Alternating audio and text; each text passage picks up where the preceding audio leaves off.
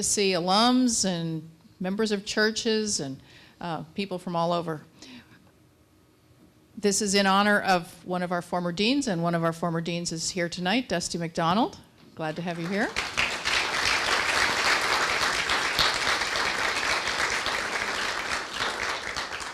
The Harvey Lecture has traditionally been planned and organized by students, and I want to thank Jay Clarkson, Cammie Dewey, and Josh Woods, the committee for this lecture, for their organization and planning.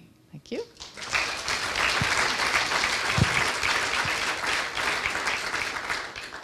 If you would like a continuing education certificate for your attendance at this lecture, you may download it from the website under Harvey Lecture 2017.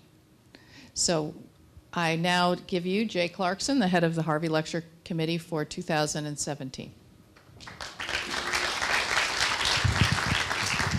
Thanks, Cynthia. And I want to introduce first Louise Samuelson. Louise Solomon was the Dean of Students in my undergraduate college. Louise Samuelson is a member of the senior class here at Seminary of the Southwest. She will be our respondent this evening. We've had a small experiment here at the seminary this year. At each lecture, we've had someone respond and ask an opening question and then invite questions from the audience. So Louise is going to do that for us this evening. And thank you for coming to the 2017 Harvey Lecture. These lectures, as Cynthia said, were established in memory of Dean Harvey, who passed away in 1972 after 5 years at the helm of Seminary of the Southwest, bringing the seminary together after a time of turmoil and upset, and really restored the seminary to a strong financial foundation and regained the trust of a lot of dioceses in the church. And so his loss was felt by this community, and they decided to establish this lecture series that would be put together by students and invite folks who would speak to issues of pastoral leadership in conversation with contemporary society. So that's what brings us here tonight. So to get to our lecturer, Kim Jackson, I have to tell you about getting myself coming here to Seminary of the Southwest. I arrived here on August 4th, 2014. And on August 9th, 2014, Michael Brown was shot and killed in Ferguson, Missouri. And the first question that I had was, what am I doing in seminary when these things are happening in the world? What difference does it make that we are here? And then a couple of days later, I saw on my friend's Facebook page, Mickey Scott Bay Jones' Facebook page, a picture of Kim Jackson in Ferguson, Missouri, with the people of Ferguson, doing the work of a priest. And so I started to think, okay, maybe there's something about the church that can serve this moment, but still spend a lot of time wondering what that is. Well, obviously, that's what interested me in bringing Kim to our campus tonight. Kim and I share some history. We both have a love of the Blue Ridge Mountains, although we're from different enough places in relationship to those mountains that we base our barbecue sauces differently. That's okay. That's okay. We also disagree about which mascot is the official mascot of the Carolina basketball team. She says Gamecocks, I say Tar Heels, but anyway. But Kim is grew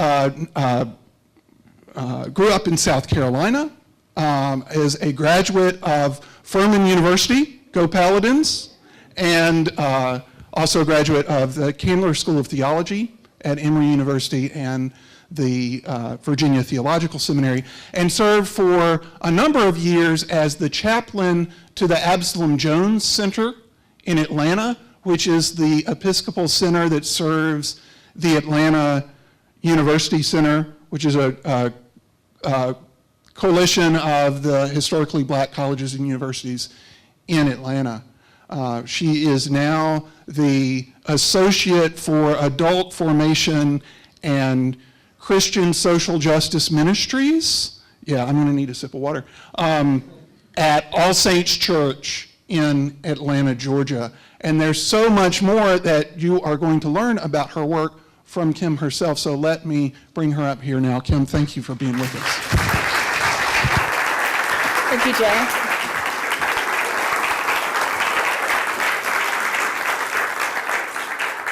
Well, I want to begin just by thanking Jay and the rest of the committee for bringing me here. He sent me an email well over a year ago inviting me to this talk, and I'm pretty sure I called you or emailed you and I said, don't you mean 2016? Because that's how far in advance it was. And little did we know, I think, what the political climate would look like in 2017. And so thank you, and to Cynthia and to so many of you all who've welcomed me and greeted me. It's been really an honor and a privilege to be here at the Seminary of the Southwest.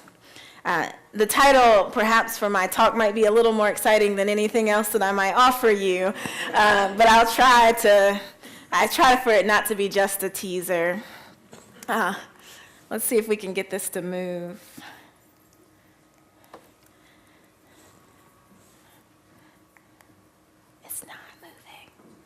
There we go. So this is where I'm from. It's like that, in the middle of nowhere land. It's supposedly that's South Carolina, and I'm from that little tiny dot. I am literally from a one-stoplight town. I remember when it was a four-way stop and when it became an actual stoplight. And so where I am from, pastoring looked like this. This is what a pastor looked like. This is what a priest looked like where I come from. And so even though I felt really clear that I was called to do ministry when I was 8 or 9 years old, because this was the only model that I had, that didn't seem like a reality. And so I went to college at Furman University in search of something different. I wanted to see someone who was female and also a pastor. Right? I was looking for that image when I went to college, but at the same time, I found myself falling in love with history. I was a history major, and I specialized in African American history in its fullness, from the time that Africans were picked up and put in shackles on boats across the great ocean to here. I specialized in learning about the African American experience, and in that work, I became more and more intrigued and fascinated with the role that clergy or religious leaders, because they didn't always have that title, played in the liberation movements of African people. So even as we look at slavery itself, and we look at the religious leaders in the African community and tradition who came in and helped the African traditions to continue to live on by integrating them with more kind of culturally acceptable white forms of religion. When we look at hush harbors that were set up and created so that African Americans could worship on their own, that was an expression of an attempt and a move towards liberation for Black people. And so I became really intrigued with how religion, and particularly religious leaders, helped Black people specifically move towards freedom. And so at that point in my life, I found myself no longer as caught up in trying to find an image that looked like that, and more interested in finding clergy who looked like this. Clergy who were on the front lines, fighting for justice, fighting for liberation in real ways, and clear about their role as religious leaders in doing so. And so much of what I think undergirds and guided my understanding of what the priesthood, that wasn't necessarily the language that I would have used then, but what priesting would look like was that it should have been grounded, and I believe this was true for, the people that I have here, that it's grounded in this liberation message that comes out of Isaiah, but then Jesus quotes it in Isaiah, right? And that the gospel message is ultimately a gospel message of freedom, right? Of release, of captivity, of good news to the poor, that the oppressed go free, that's the gospel message. To be a clergy person, to be a priest in the world, a religious leader, to me it meant embodying that message.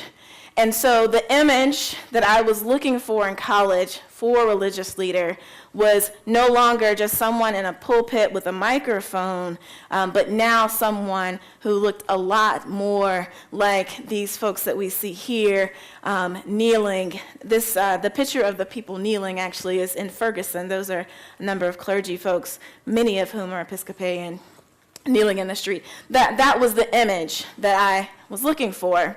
And so I happened to be in South Carolina. Now, I know South Carolina is famous for many things, and the flag is one of them. I was living in South Carolina, and specifically in Greenville County, during a time in the history where Martin Luther King, the holiday, the one that we all celebrate across the country, well, that holiday was not being celebrated in Greenville County, and that's where I was living. And so I discovered that if you want to get AME, Southern Baptists, Pentecostals, the Nation of Islam, if you want to get religious leaders together to do something, bring out a Confederate flag. Because in South Carolina and in Greenville, South Carolina in 2005, when this was happening, 2003 to 2005, when the Confederate flag came out, which was the kind of rallying flag for people who wanted to protect Martin Luther King's holiday for not becoming a holiday, all of a sudden, all of these religious leaders came out. And that was the image that I was looking for, right? I was looking for clergy, looking for religious leaders who were willing to stand for justice. And that's what I found. I remember, so I was 19 when all of this was happening, and it was my college chaplain, so that might help explain a little bit about my first call as a chaplain, right? It was my college chaplain who took me to the county council meetings. He knew that I was interested in God and history, African American history specifically, and so he said, you should come to these county council meetings where we are having this discussion. And it wasn't really a discussion, it was I think, outright debate. And I watched, there would be these older African-American women who would come to the microphone and in tears talk about how much Martin Luther King meant to them and beg and plead that the county would please just acknowledge the holiday. And then there would be some, kind of good old boy white guys, and I don't want to paint a picture here that's not true, but there would be some folks who fit that category who would come up and talk about how it was not financially responsible for the county to give everybody that day off. But what stuck out to me was that there were clergy, AMEs, Southern Baptists, like good country white Southern Baptist pastors. He stood up and demanded something different. And they did it clear that they were standing as people of faith, as religious leaders. And I was eating that up. And there was one AME pastor who, he came to me and he kind of embraced me and he says, I've been seeing you at these county council meetings. You should come. I have a meeting at the church next week and we're going to organize. We're going to have a rally so that we can get this holiday together. And so I said, okay, sure, I come. And I show up in Greenville County in South Carolina. It's actually where Jesse Jackson is from. That's his hometown. And you can feel all kinds of ways about Jesse Jackson. It doesn't really matter to me. What's true is that he's a pastor, and that was his hometown. And so at that organizing meeting, he showed up. And he helped us organize what proved to be one of the largest marches that Greenville County had ever experienced. And so I showed up that day at 19 years old, having never been to a march in my life. And that AME pastor looked at me and he says, Kim, we've got the lineup for who's going to speak. And we realized we need somebody to talk to the young people for the young people, so you're going to be that person. I didn't say bad words back then because I was still, but I felt a bad word for sure. And so we marched, and Nation of Islam has its own defense branch called the Fruit of Islam. They served as physical barriers between us and the people who were carrying Confederate flags as we marched through the streets. And I stood up there in front of all of these thousands of people, and I don't know what I said, but I said something on behalf of young people to young people. And that was the beginning for me of what it means to be a clergy person, a religious leader, a person of faith who is willing to kind of stand up and to say, I speak as a person of faith, I speak as a religious leader about justice, about liberation.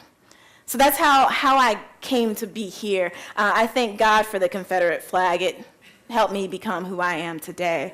I say that with real seriousness. So I am a preacher. I made jokes with Jay earlier. I'm like, I know y'all invited me here because you hear that I'm a good preacher, but I'm actually not preaching. And so he said, well, do you want to preach? And I said, no. But I'm still a preacher, and so I have 3 good points for you that I'd like for you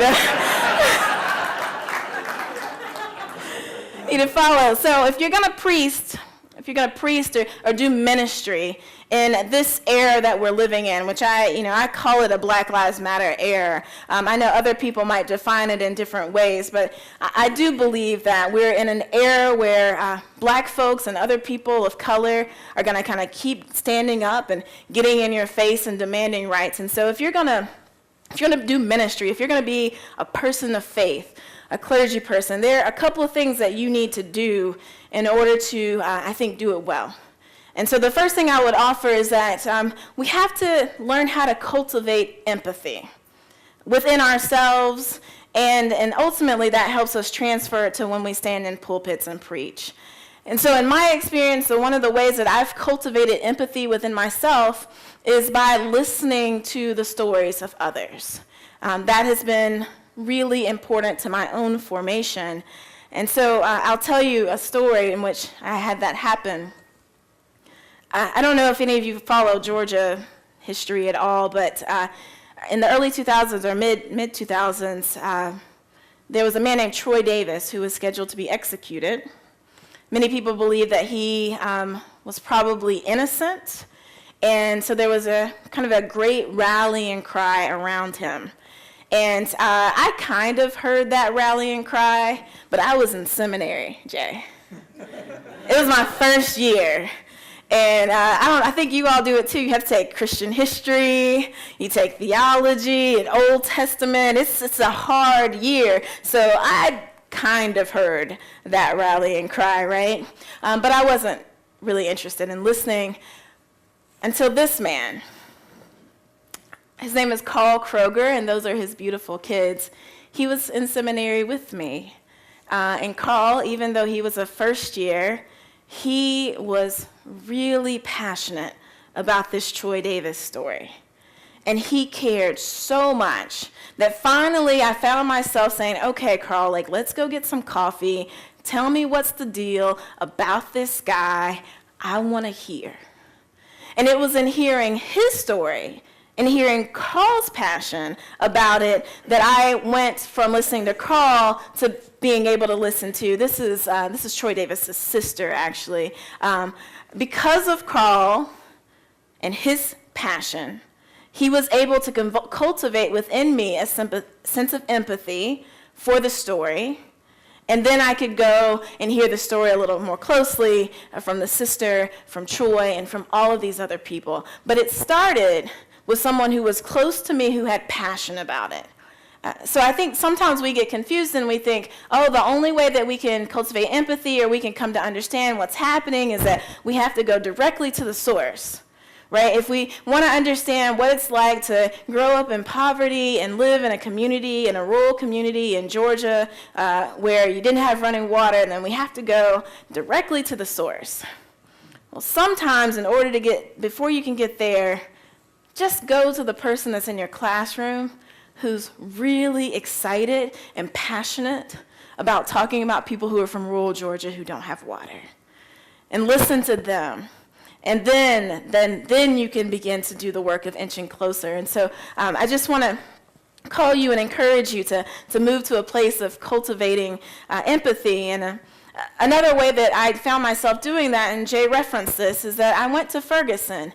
And you all can see me. I'm an African-American woman.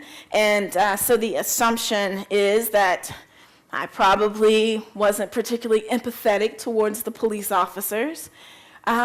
But I found that it was really important that I cultivate some sense of empathy. And so I went to Ferguson and I stood on the front lines, which is actually what many of the clergy persons in Ferguson were doing. We would wear vests that said chaplain or clergy on the back, and we would literally stand between the people of Ferguson who were yelling and screaming and upset, and the police officers. And I stood there, and because you're standing, face to face with the police officer, it's a great time to listen. And I listened to those officers talk about how hard their job is, and that they felt so conflicted and torn, right?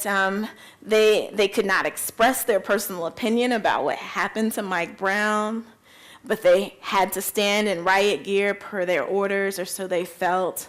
And they just had so much tension, and it was hard for them. And each of them expressed gratitude to us clergy for standing there. We weren't there to be on anybody's side, just to simply stand there and bear witness. And they were grateful for that. And as a result of listening to them, I found my heart beginning to have some empathy. And the other side to that is that I turned around and I listened to the people of Ferguson. Now, yes, I'm African American, and so there's an inclination, I think, to be sensitive already. But let me be clear, I didn't grow up in any circumstances that are remotely close to that of Ferguson. Remember, I grew up where that little tiny dot is. The police officers in my little town were my cousins. So my relationship with police officers are already different. My relationship, I didn't grow up in poverty. There were already a lot of differences. And so I found myself turning around, and I'll never forget this. It was a mother who came up, and she stood right in front of me, and on the other side of me is a police officer. And she was yelling at this police officer, full throat. "I'm going to yell at you and call you names, because I have watched you terrorize my sons and call them names. I've watched you come into our neighborhoods and pull our boys' pants down in the middle of the streets. You've sent us to jail for no reason, so I'm going to yell at you and call you names." And in that moment, I felt empathy rise up within me in a way that I didn't even know I was lacking. So my friends, if you're going to do this work, if you're going to do the work of trying to proclaim the gospel, a gospel of liberation, a gospel of setting the oppressed free, of bringing liberty to those, then you have to cultivate empathy. And to do that, you have to listen to the stories of the people. That's so important to this work. I offer this. I only have this slide because this is the image that people know me from Ferguson. So this was in Ferguson. This is a young woman. Her brother was actually shot that night, and I happened to be there. I will say, just as an aside, this isn't necessarily what it means to be a priest on the protest lines. Being a priest on the protest lines, I think it looks a whole lot more like standing between the police officers. I just happened, and I'm grateful, but I just happened to be there on that day. Her last name is Jackson, too, and so I think of her as my little sister. As I held her in this time where she was deeply grieved because her brother had just been shot by the police. And then I always throw this picture in just so that I can say this is why I CrossFit, so that I can carry people when I need to. So if you haven't been to the gym, just so you know, you want a priest, you're going to be priesting in the 21st century. you might need to go to the gym. Point number 2, because I'm a good pastor, is that you need to be ready for people to disagree with you. Just plain the fact. You need to be ready for people to disagree with you, and you need to be okay with it. So you'll see in this picture here, in this box, each box has 1,000 petitions. I helped gather these petitions during, I think this was when Kelly Gissendanner was a woman in Georgia who was on death row, was scheduled to be executed. Each box has 1,000 petitions. We gathered over 55,000 petitions asking the state of Georgia not to execute this woman. 55,000 petitions. And yet still, there were people who disagreed with me. In fact, there were a lot of people who still disagreed with me, and most importantly, the most powerful people who could actually stop her execution disagreed with me. So no matter how much work you do, and it is work, it's work to organize, and I think that is the work of the church. You'll see, I don't know if you can tell, this is actually in a Presbyterian church where we've gathered those petitions, but no matter how good you might look with all of your shouting and your collar and your beads, there are still people who will disagree with you, and you have to learn how to be okay with that. One of the stories that I like to tell is that I was invited to come and do a Black Lives Matter talk at a diocesan event in Atlanta, and it was a self-selected event. Come, we're going to talk about Black Lives Matter. Kim will be there. Only people who come to those kinds of things typically are people who, are going to be open to the idea of thinking about Black Lives Matter. And so I gave this whole talk. It was beautiful. I had a great manuscript that I was very tied to. And I walked through history because I'm a historian, y'all, right? So I walked through history and I talked about the Black liberation movement and how it began when slaves revolted on ships and chose to jump off the ship, where they said, I'd rather be, before I be a slave, I'll be buried in my grave, right? That was a part of the liberation movement. And I walked all the way through history and just talked about the ways that Black people have been fighting for liberation for generation and generation after generation. And then I made this great appeal to how there's, Black liberation theology calls us as a people to seek the liberation of all peoples, and that when Black people are free, we're all free, right? But, it was beautiful, y'all. It was so gorgeous. So I give this great talk, and then this is what always surprises me. After this great talk, and I've laid out, I bared my soul theologically, a person stood up and they said, but Kim, don't you think all lives matter? And I said, well, of course, that wasn't what my talk was about. But of course, and then there was an African-American person, and this is what I think sometimes we miss. Black people don't always agree with Black people either. And there was a Black person who stood up with me and just went toe for toe in disagreement. And it just reminded me, in doing this work, you just have to make peace with the fact that people will disagree with you. That is a reality. It doesn't necessarily mean that you haven't done your work right or that your theology isn't solid. It's just the reality. People will disagree with you, and your job is to do number 1, which is to cultivate empathy, to listen to them, to listen to why they disagree with you, and find ways to cultivate empathy so that you can continue to do this work. And finally, number 3, and this is my favorite one, if you're going to do this work, whether you're in the pulpit or the protest, make sure you stay in your lane. Now, what do I mean by that? I mean, don't do anything that's outside of your expertise or outside of what you're called to do. So, for example, Kim Jackson, that's me. I am great at leading a prayer vigil.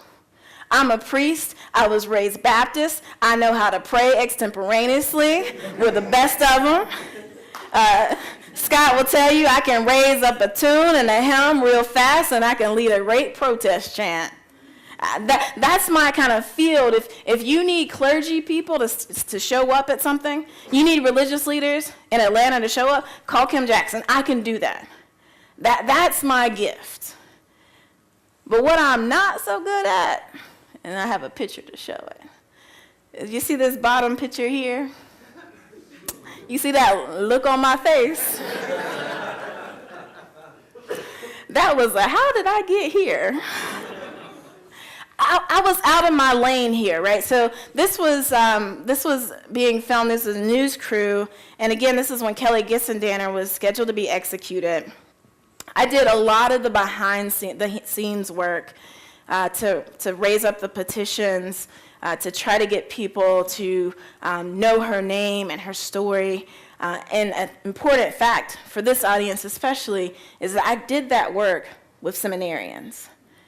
If you know Kelly Gissendaner's name, if you ever heard that name, or you know anything about that story, it's because seminarians at Candler School of Theology who were in school actively did the work of sharing her story.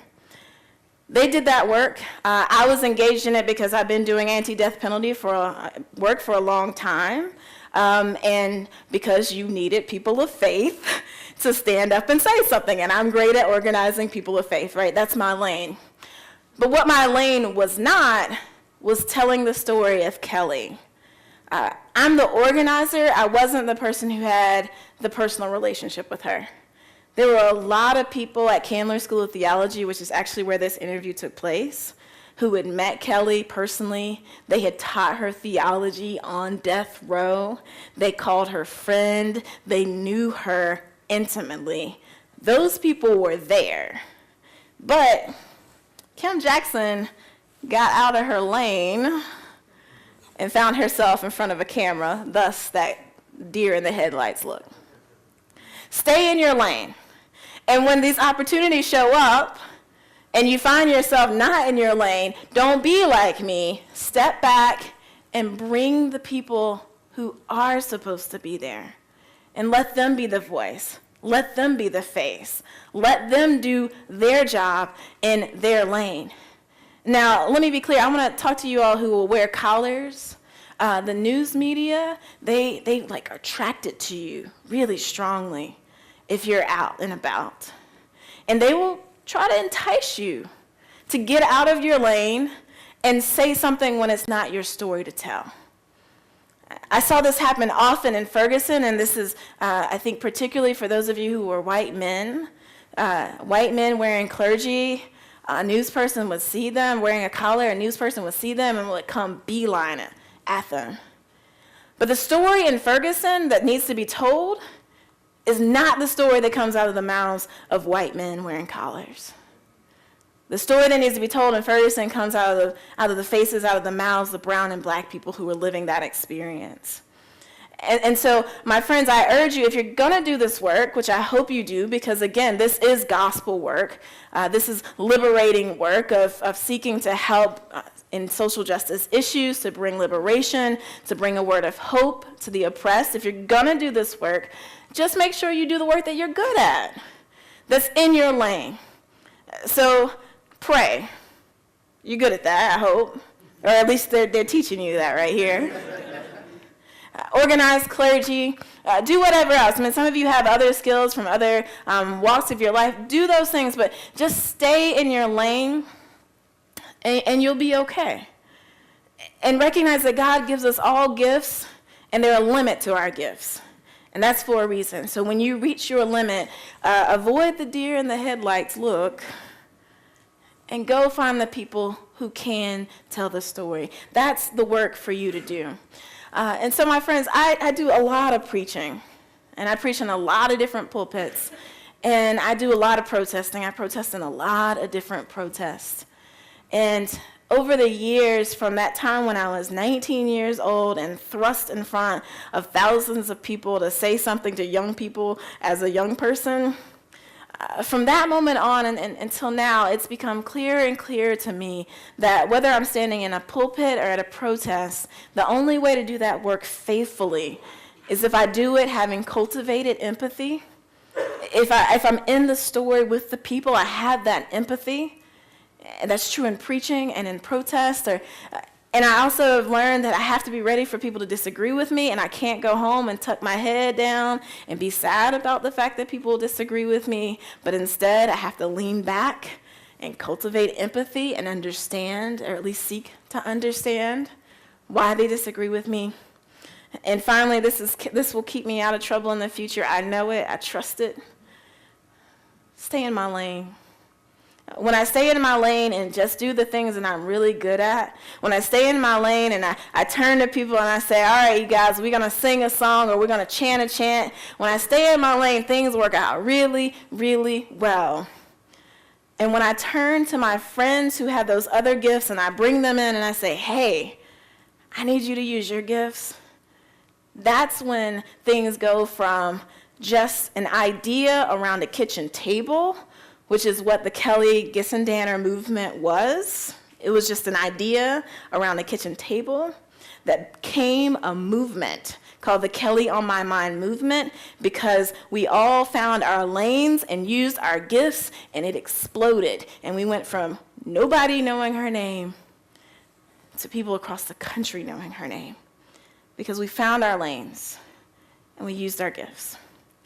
So my friends, those are my 3 points for you. That's my invitation for you. Because I'm a pastor, I have to give you an invitation. So my invitation is for you to join in this work of priesting in an era where people are going to stand up and ask and demand their liberation. Be a part of that movement, but do it wisely, with these things guiding you as the Holy Ghost also guides you as well. Thank you.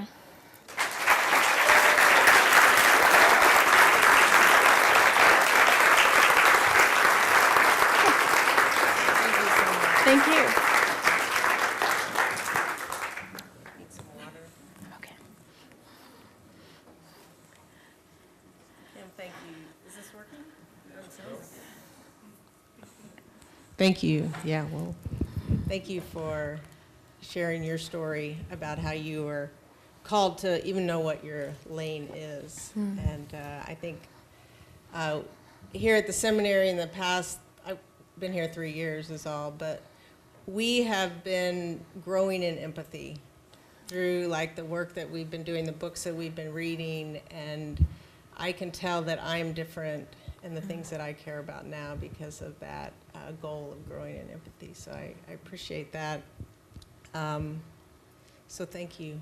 Thank you. Thank you for the work you do. And a lot of us just came out of a vocation class, and figuring out what is your lane is a big part of the calling of what is our vocation. And as a lot of us are about to graduate, going out, we're trying to find out what that lane really is as we're looking forward to our future ministries. So that's a good guidance for us to think about. One thing I was wondering about as I think about you, as now you're in a church and you're in charge of spiritual formation as well as protest, I was wondering how you balance that, because forming people spiritually, and even the whole our calling to set people free. There's the people out there that we want to bring freedom and liberation who've been oppressed for so long. But there's also the people in the pew that are oppressed by their own stuff. Sure. And they need to find personal freedom. So how do you balance in your preaching dealing with the pastoral concerns there of the people in your congregation as well as those out there? Yeah, sure. So I think one of the major things that I've done, so I've been in a parish for about 7 months now, so not a terribly long time. It's a parish of 3,000 people, and there are 3 priests, so it's kind of baptism by fire. But one of the things that I've really tried to do is cultivate empathy with my congregation. And I recognize that when I look out in the congregation, I mean, I serve a congregation that's has many people of great monetary privilege, great privilege and power. When I look out there, I can see that. Or I can look out there and see underneath that and remember all of the emails that I've gotten over the course of the week where people have requested prayers because their family member has cancer, or because they lost their job, or because they had a child and the child was born with no eyes. So I have to do that work of looking out at my congregation and hearing those stories and cultivating empathy.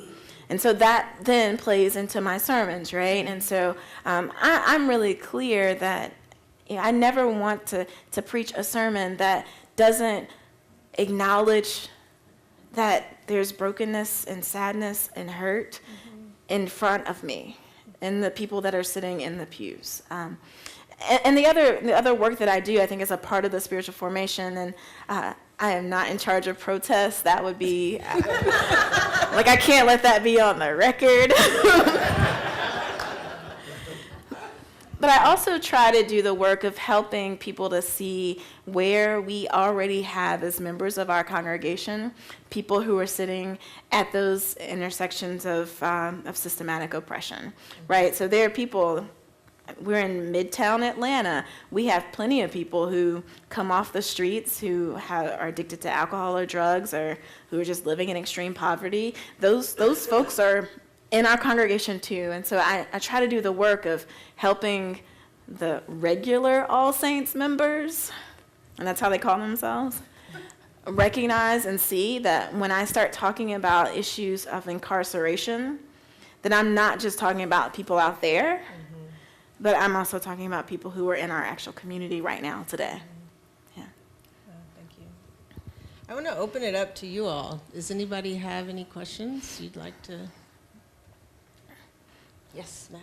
I would be interested in the spiritual practices that you lean on in times, for example, after Kelly was executed. Yeah. In this kind of work, there are lots of defeats. And so how you process that spiritually and so you can keep going. Yeah, that's a really great question. It's hard. I had to preach the day after Kelly was executed at Candler School of Theology, actually, of all places. And I cried in the middle of my sermon. And I've never done that before. But I let go of my manuscript, which I was just telling Cynthia. It's very hard for me to let go of a manuscript. When I work on one, I want to hold on to it tight.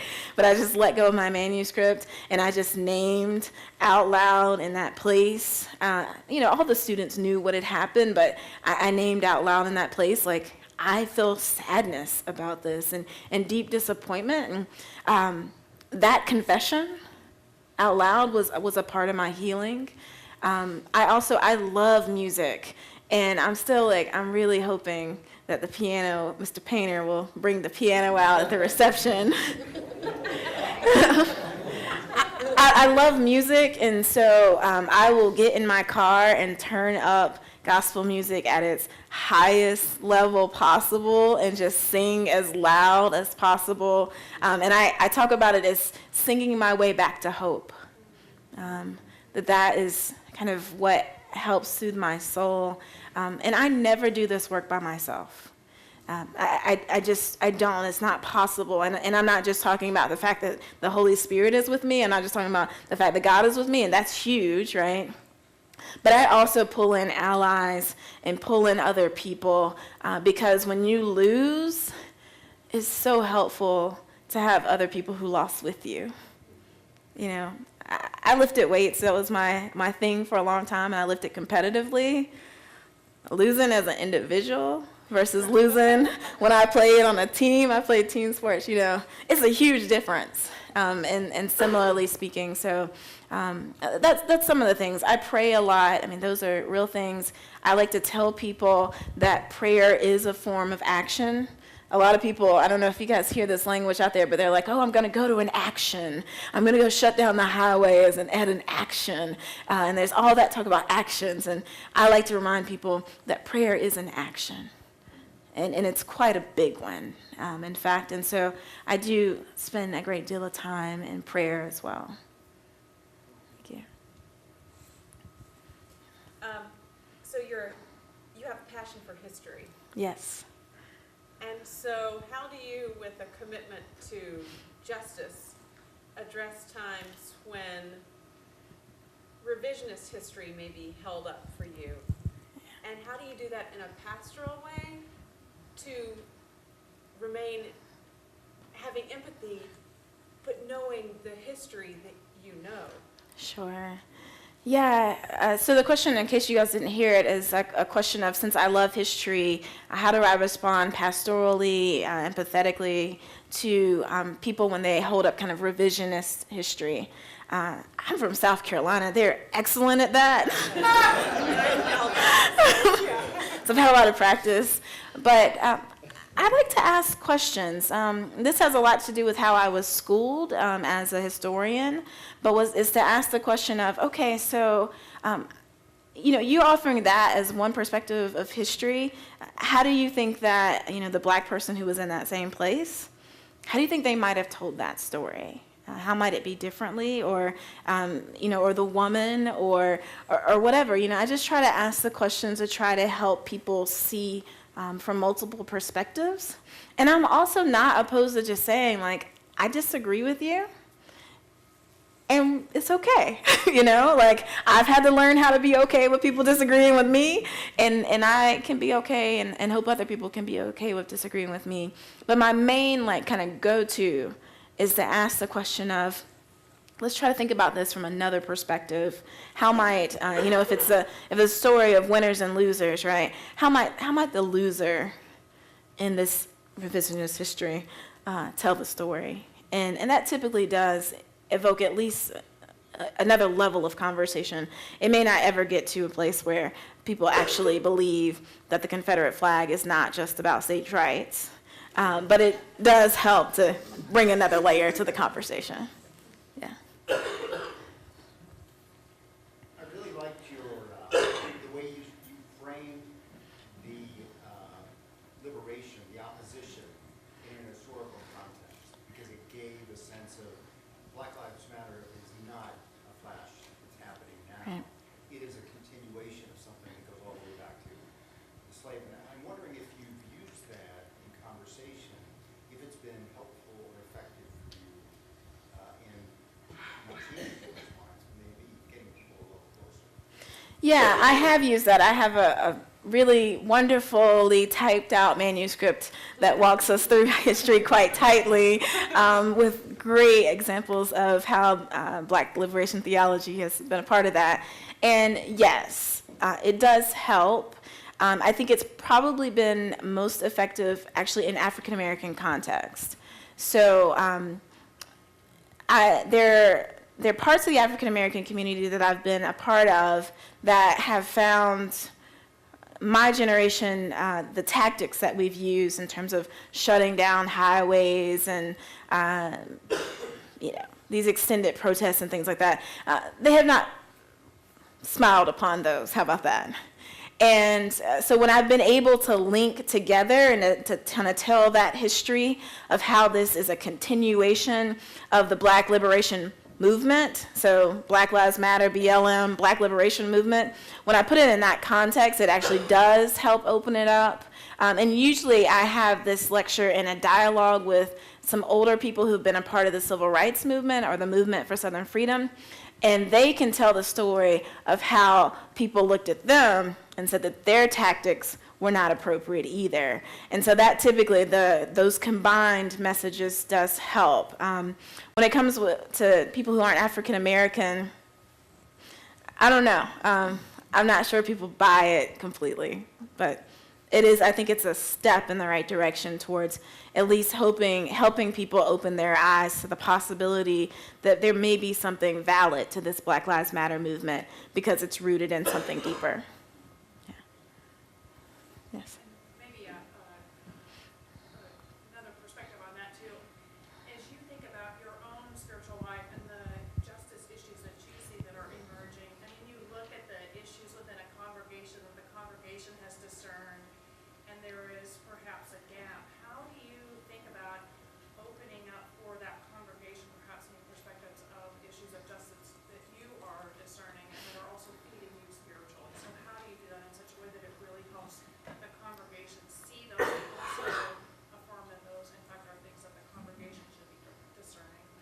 Yeah, that's a really good question. So I had the privilege of being the chauffeur for the Episcopal Church's first black bishop, black female bishop. I guess she was the first female bishop, and then the first black female bishop, Barbara Harris. And while chauffeuring her around, I, asked questions. And one of the things that she said to me that I don't think I will ever forget is she said, when you're doing God's work, when you're doing something right, you won't ever be alone in it. And I was a little suspect of that statement because, oftentimes when you think you're doing something that's prophetic, you think you are by yourself. But she said, remember, whenever you're doing something right, when you're following God's path, you will never be alone in that. And what I found at my congregation is that those issues that I have great passion for, I was very passionate around Standing Rock. I'd only been in my congregation for about a month when things kind of exploded. And so I was hesitant. But I started asking some people in the congregation, are you all thinking about this issue? And lo and behold, there were, small minority of people who were. And so one of the most subversive things that my rector did for me that I don't know that she knew she was doing was that she put me in charge of adult formation and gave me a budget. So I just hired somebody to come in and talk in Sunday school to a group of people about Standing Rock. And from that emerged, a group of people who wanted to continue to explore it. And so I think that's a part of it. Recently, I had a conversation. It's a huge congregation. It's probably 90% white, 10% people of color of all varieties, and our vestry of 18 is all white. And to me, I saw that as a blaring justice issue. I don't know. I was was this just me? And so I asked. I just asked a few members on the vestry, when I see this is something that seems incongruent.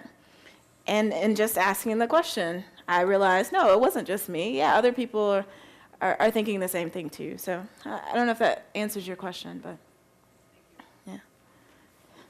This is a question coming from a lay person, but what advice do you give to the lay people in the congregation who are interested in advocacy, or maybe what advice would you offer to clergy who are interested in their congregation? Yeah, do it. Get involved. So the seminarians that I worked with around Kelly Gisandana, they were seminarians, they're lay people still. And so their voice was still heard. It still matters. Having a collar has certainly some privileges that come with it. But there are also some disadvantages. I'll tell you, I work in a southern context. And so in the South, me being an Episcopal priest who's saying something about justice doesn't really ring very loud and true to a lot of other ears. But when I have a lay person who stands up and does it, and they don't have a collar, so people don't know their affiliation, and they just say, I stand here as a person of faith, then it's heard differently to the broader world. And so be active, advocate, run for office, go to your state house. You guys are in Austin. I totally believe in this thing. Go down there.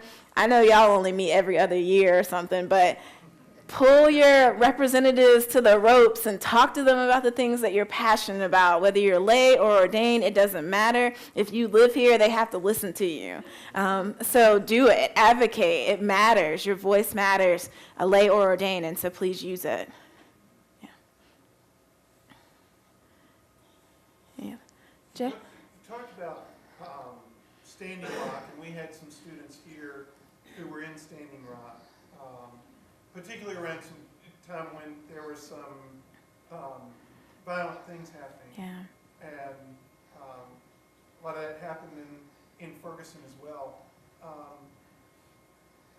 What have you done with those, what have you done with those experiences once you've returned? Yeah. So this is the first presentation that I've actually ever shown the picture of me in Ferguson because it was so hard. So that happened, I guess, 2 years ago. And it's just taken me some time to kind of process it.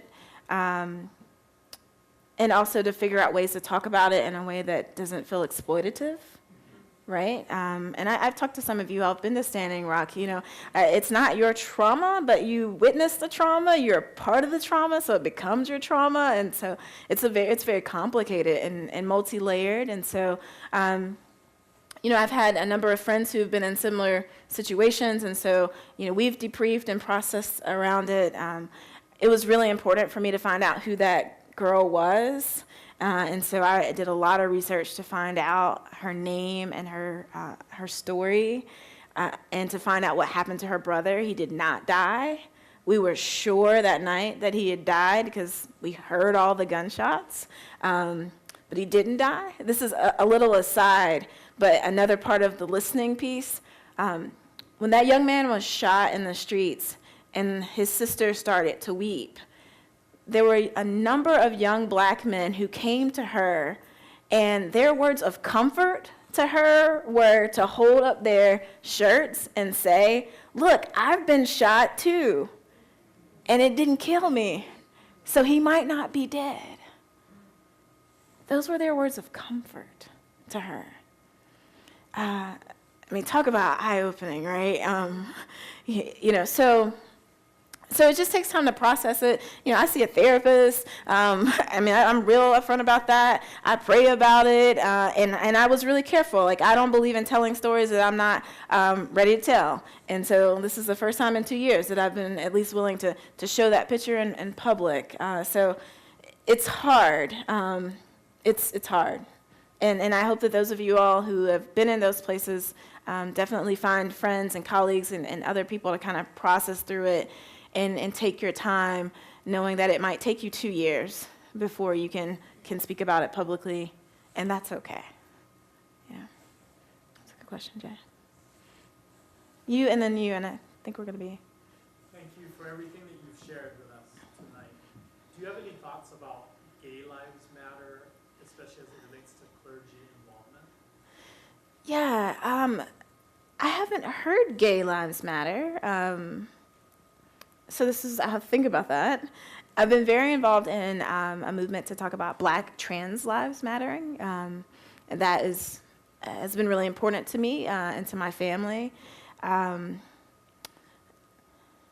My gut reaction to Gay Lives Matter, to that term, that phrase, is that it's bringing white people back into the story and centering them. And I don't think that the time for that is now. That's kind of my gut reaction, right? So when we're in, this is the thing about, I think this happens often when it comes to talking about justice issues and particularly race issues, is that it becomes a lot easier in context for white people to talk about, oh, let's not just talk about black people, but we should also talk about sexism, because then white people get to be back in the conversation because women can be white, right? And I think the same thing happens with gay folks. In fact, I really do believe the only reason why my wife and I are legally married to this day is because white people are gay. I don't think that people would have cared as much if gayness was just a people of color thing. So I'm clearly just working this out right now. But yeah, I think that's kind of my gut reaction, is to say this is about centering. This is allowing white people to be centered again during a time when we really do need to be centering the stories and the lives of people of color. And so I have some hesitation around that. And at the same time, I think that clergy, we always have a role in being a voice to help people see those things. And I also, as a gay person, am very aware that there's a lot of hurt in our community and a lot of sadness, a lot of distrust of the church. And so when gay people are gathered, I think it is important for people of faith, for clergy people to be involved and engaged. So it might mean that you do be a part of that movement as a way of being pastoral to that context, while also kind of holding in your mind that this is a way of bringing white people back centered. That was a great question. I'm going to keep thinking about it. Thank you. Up here? In the face of so much adversity and brokenness and sickness in this world, especially in this country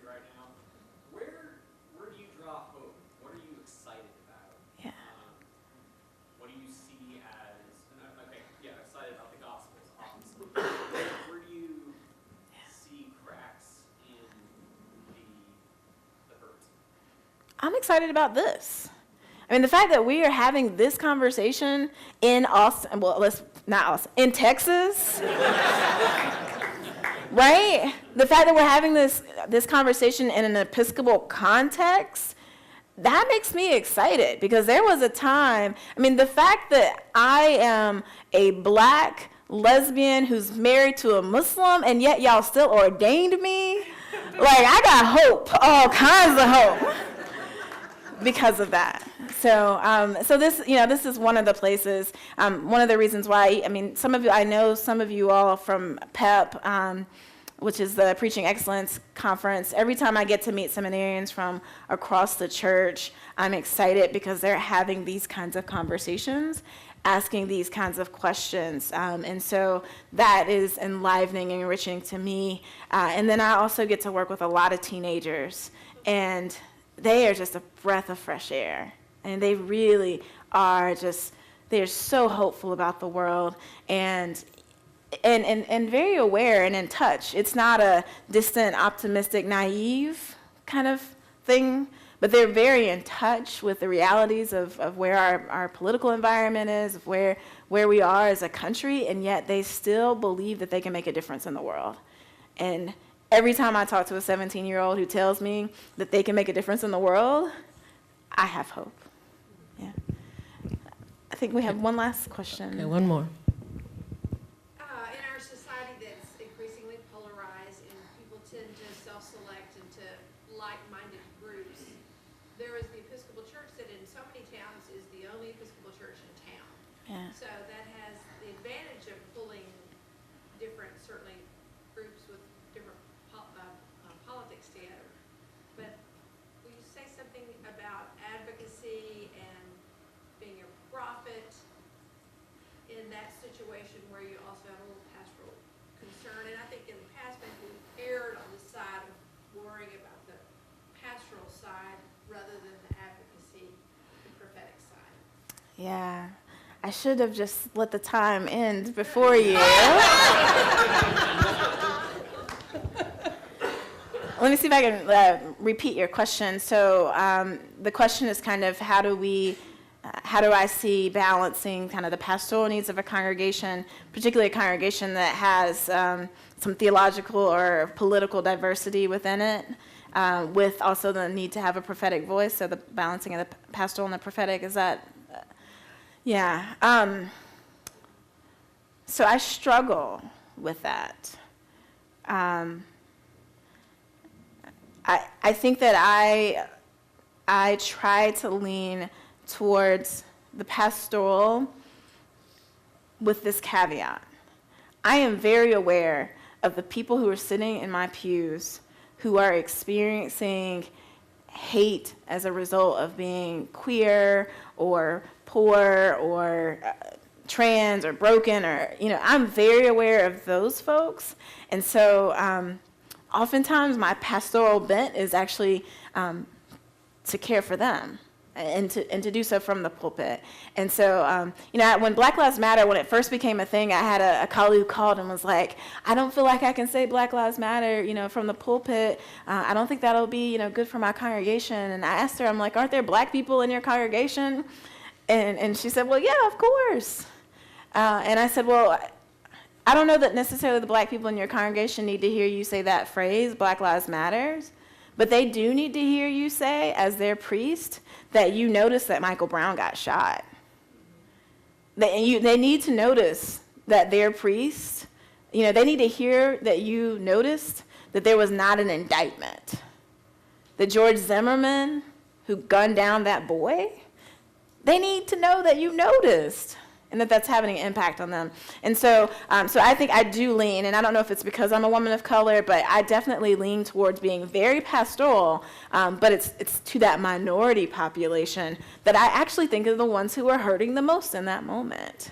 And then, my other sermons are broad and reach all kinds of folks, and they make people feel good or they make people feel sad or whatever, But in those, I think those deep crisis moments that are deeply impactful of a particular community, I really do try. I mean, it's just like when that shooting happened at Pulse, and the gay community was just ravaged and grieved.